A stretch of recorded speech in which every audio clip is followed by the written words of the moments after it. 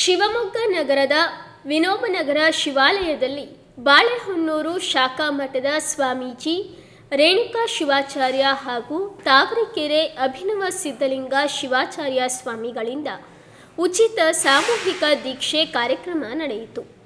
H ಪಾರ್ವತಮ್ಮನವರಿಂದ ಆಯೋಜಿಸಲ್ಪಟ್ಟ ಈ ಕಾರ್ಯಕ್ರಮದಲ್ಲಿ 100ಕ್ಕೂ ಹೆಚ್ಚು ಜನರು ಶಿವದೀಕ್ಷೆ ಪಡೆದಿದ್ದಾರೆ.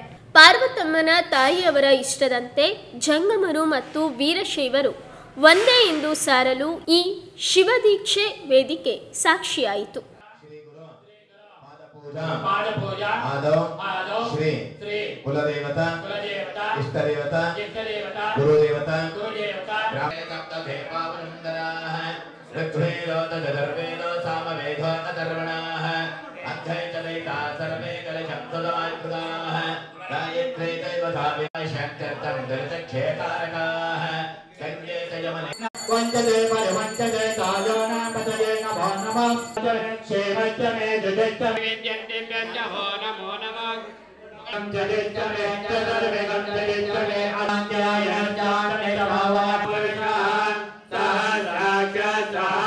ಶುಭಾಶೀರ್ವಾದ ಪೂಜಾ ಫಲ कर्पूरदीपं दर्शयामि घण्टानादं श्रावयामि कवचाय